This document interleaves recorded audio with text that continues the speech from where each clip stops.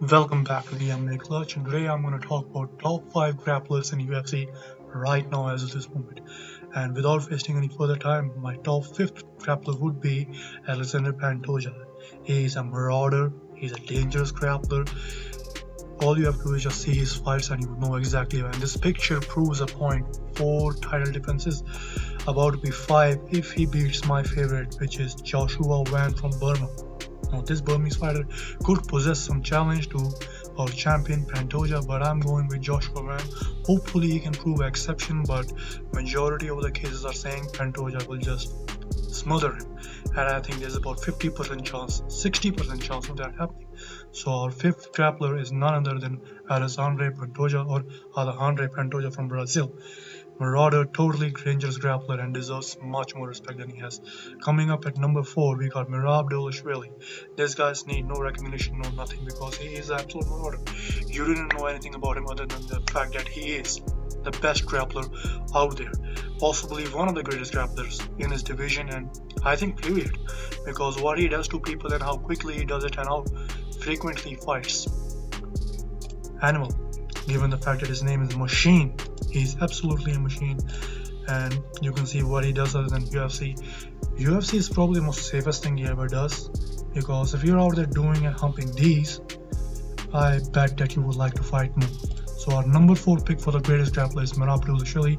I don't want to explain myself too more on this, right? Then on number 3, we got the guy I hate the most, Arman Tsarukyan. Great fighter, great fighting skills, amazing fighter, but he's got an ego problem, and he acts like he knows and does everything when he doesn't. Hasn't fought from about 1.5 years. His fight is next week, I believe on 23rd or 24th November with Dan Hooker. I am picking Arman to win because he got a better style and he's got great grappling, so he will win that fight. And in generally, I think he's one of the dangerous grapplers. I think this guy could possess real problems for Ilia Topuria in terms of grappling. He could be a challenge for Ilia Topuria. And he was the most dangerous fight for ISLAMMAKHACHEV. Very risky and very competitive fight. So yeah, Arman Tsarukyan is up there. I'm going to rank him as number 3, the greatest grappler. Right? Now at number 2 is no surprise, is ISLAMMAKHACHEV. First of all, what a boring ass performance from ISLAMMAKHACHEV last week. Right? I don't want to talk about it. I hate that fight so much I forgot when it happened. Right? Great victory by ISLAMMAKHACHEV, but performance was lackluster and totally fucking such a pussy-ass performance. I hated each and every minute of it. But he won, he is the champion, he deserves respect, and he is the greatest grappler ever. He proved that Jack Della Maddalena was no match for his grappling. And nobody's practically, I think he's going to have a fair time at welterweight. He needs to avoid certain fighters like, I would say, Michael Morales. If Brady would have won, he could have been a problem, but Shavkat Rakhmonov could be one guy that he has to avoid. Other than that, he can beat a majority of the fighters. I don't think Carlos Perez can beat him because grappling skills are very much now the most important thing in UFC nowadays. Alright, so number 2, before we go to number 1, I'd like to chuck in some honorable mentions as the grapplers. So I got my man Ilia Topuria. You know, no video is complete without Ilia Topuria.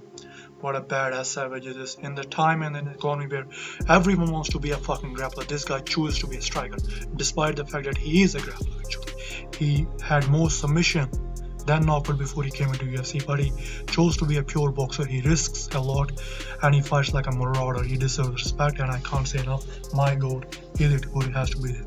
Coming up, another honorable mention is Charles de Bronx Oliveira, who has improved a lot in terms of wrestling. His wrestling is relentless. If you saw his fight with Mateusz Gamrot, amazing performance, and he has the most submission wins, I believe, most finishes in UFC history, so you have to add him there.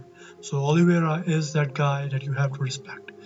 So yeah, coming up to our number pick for the most dangerous grappler out there, it is none other than this fucking ugly weirdo called Khamzat Chimaev, who looks like he's got 23 unregistered sexual conducts on his name, but he's the guy. This image is scary. It makes you wonder how he was allowed in USA, right? But he's that guy. Khamzat Chimaev destroys everybody that's in front of him. What I will say, like, he leg humps and lays on top of him for 30 minutes straight. Either way, he's a great grappler that deserves respect and is the current middleweight champion for a good reason, right? Khamzat Chimaev is that guy. Look what he did to Dricus, look what he did to Kevin Holland, look what he did to Robert Whittaker, broke his jaw.